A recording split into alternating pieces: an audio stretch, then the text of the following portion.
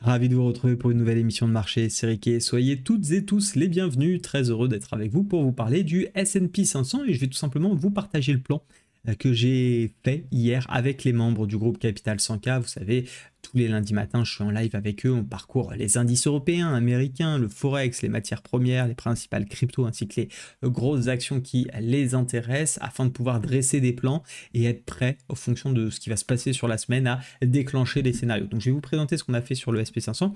Sachez juste que cette émission, vous pouvez la rejoindre en rejoignant DarwinX 0. Pour un abonnement mensuel, vous pourrez nous rejoindre pendant un mois, annuel et triannuel, vous pourrez nous rejoindre pendant 3 mois et je vous rappelle que vous avez un petit code de promotion à appliquer, que ce soit sur le mensuel ou sur l'annuel. Par exemple, sur l'annuel, vous l'appliquez et ça vous permet d'obtenir 16% de réduction supplémentaire. Vous avez un compte de trading pour 384,75 € qui vous permet chaque mois d'aller chercher des allocations jusqu'à 300 000 dans un premier temps, 500 000 dans un deuxième temps, garantie de 3 à 6 mois. Et en plus, actuellement, vous avez même la possibilité de passer à des challenges en parallèle. Donc, c'est-à-dire, il faut être inscrit et vous passez ce challenge qui vous permet d'avoir 100 000 d'allocations à vie et donc d'avoir de manière garantie un capital pour aller chercher des profits chaque mois. Donc c'est quand même une révolution pour moi sur le milieu des brokers.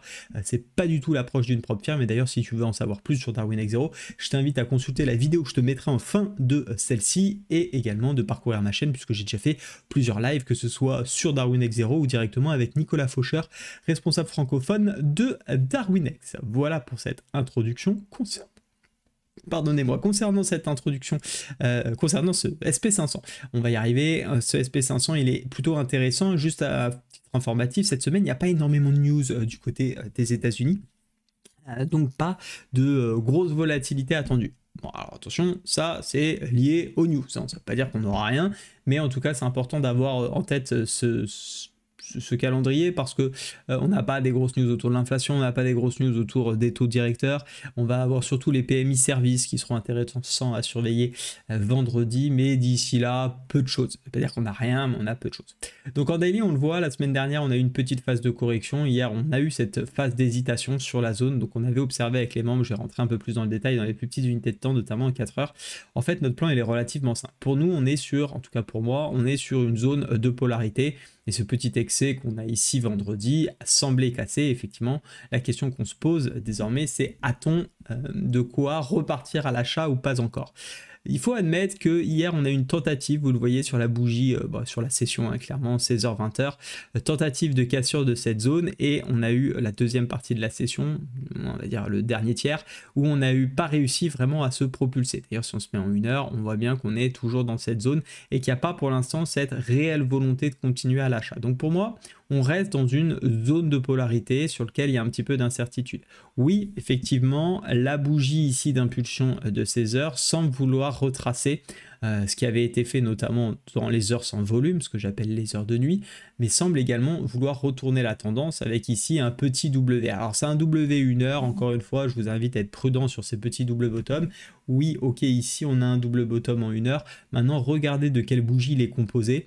Ce W 1 heure, il est composé donc de ici, j'ai essayé de faire simple, de faire ça avec un petit carré, de cette bougie là à grosso modo, il ne faut pas tracer mon rectangle, voilà, de cette bougie là à celui-ci, en fait ce sont des bougies sans volume, puisque tout simplement le marché n'est pas ouvert de ici à là, donc pour moi je me méfie énormément de ce qu'on peut observer. C'est important de prendre enfin de comprendre un petit peu quelles bougies on observe et quelles sont celles qui sont vraiment importantes. Malgré tout, on a cette belle bougie d'impulsion hier à 16h et effectivement, en tout cas, la zone semble vouloir pour l'instant être défendue. Et donc, nous, à partir de là, on avait plusieurs plans avec les membres. Le premier, c'était effectivement d'attendre une zone de consolidation, ce qu'on est plus ou moins en train d'observer, un petit peu avec excès ici, autour de la zone, afin d'avoir une vraie cassure, une vraie volonté de continuer, et dans ce cas-là, d'aller chercher des objectifs. Et on s'est dit, pourquoi pas le 0,5 de Fibonacci, qui est un premier objectif. On peut être un peu plus gourmand, un peu plus risqué, mais plus gourmand, donc plus rémunérateur. Le 0,618 qui est également excellent, parce que tout simplement, c'est la zone de polarité qui avait retourné cette structure et cette dynamique court terme haussière, et également parce que le 0,618, c'est souvent le niveau qui marque quand il y a une correction, donc la correction de ce mouvement baissier, qui marquerait la fin. Si on casse ce niveau de polarité, alors également notre plan, c'est de continuer à acheter, et c'est vraiment pour moi le plus évident qu'on a sur cette semaine, c'est si jamais on revient sur les 0,68 et qu'on casse les 0,68, alors je chercherai des trades pour accompagner finalement le mouvement de ce niveau des 0,618 au dernier plus haut sur le SP500. Maintenant, il peut y avoir une autre possibilité, c'est qu'ici on n'arrive pas à s'extirper de la zone sur laquelle nous sommes, la zone de polarité. Il faut prendre tous les cas possibles et on peut finir par repartir à la baisse. Alors je ne repartirai pas à la baisse dans cette zone directement, partir à la vente pour une simple et bonne raison, c'est que c'est trop agressif et en plus, vous le savez, c'est une zone de polarité, il n'y a pas beaucoup de news, donc on peut tout simplement venir beaucoup, encore une fois, hésiter dans cette zone et dans ce cas-là, ça renforcerait un peu plus le plan juste avant de zone d'accumulation, de consolidation avant soit de partir par le haut, soit de partir par le bas. Si on part par le bas, on pourra tenter une petite vente et comme j'ai expliqué aux membres du Capital 100K que je ne prendrai pas parce que je suis exclusivement à la recherche d'achat sur le SP500 actuellement au regard des tendances de fond, pas de tendance vendeuse ici, en tout cas baissière, donc pas de recherche de vente de mon côté, pour le moment en tout cas. Donc ce scénario, moi je ne le prendrai pas, mais il peut tout à fait s'envisager. Je vous partage en tout cas des possibilités qui sont à mon sens malgré tout jouables et faisables. En revanche, ce qui me plairait bien, c'est de revenir sur cette zone de polarité. Je me mets ici en 4 heures pour que vous puissiez bien voir. Vous voyez cette belle zone de polarité qui avait servi de résistance avant de servir de support. Et si on revient là-dessus sur la zone des 5820, 5835, alors je serais assez ravi de pouvoir trouver un signal acheteur et repartir, relancer cette dynamique de fond et donc de prendre des achats, notamment pourquoi pas sur du swing, et une fois qu'on a la confirmation que ça part bien, réaccompagner bien évidemment sur des opportunités day trading. Si on lâche ce niveau que je vous ai identifié par la petite flèche verte et qu'on réintègre cette zone rouge, on peut bien évidemment encore une fois chercher des ventes, et ça c'est vraiment le niveau clé pour moi à ne pas lâcher. Si on lâche le niveau, on n'y est pas, donc on va pas en parler trop, mais si on lâche le niveau des 5740, ça pourrait nous causer du tort pour la suite, notamment pour les tendances à venir. Donc voilà, en résumé, le plan, il est somme toute très simple. On attend une sortie ici de cette zone de polarité qu'on peut essayer déjà de travailler à l'achat. Je trouve ça un petit peu agressif, mais ça s'entend complètement. Pour aller chercher les 0,618, zone d'obstacle. On casse les 0,618, plan que je privilégie, c'est ce que j'ai appelé le plan 2. On casse les 0,618, on va chercher les 100% sur les 6053, bien évidemment, avec nos méthodes, avec nos règles de money management.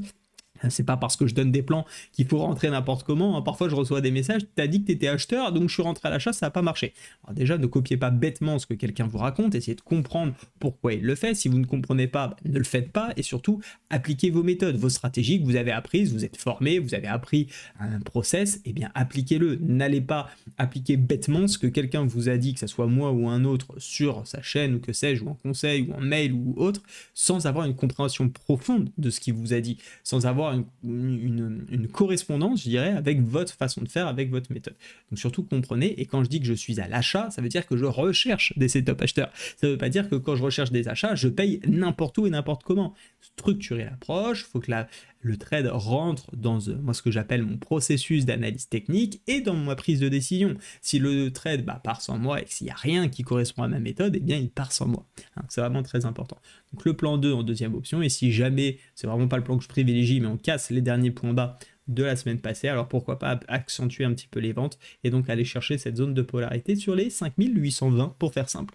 Voilà, je vous souhaite à toutes et à tous une très bonne journée. Je vous laisse avec la vidéo sur Darwin X0 si vous ne connaissiez pas. Il y a eu pas mal d'updates sur cette vidéo, donc elle vous permettra toujours de comprendre le principe. Au niveau des prix, ça a changé, c'est moins cher qu'avant, donc je vous laisse apprécier maintenant les différents prix directement sur le site avec le lien que vous aurez en description et le code RICKEY. À très vite, au revoir.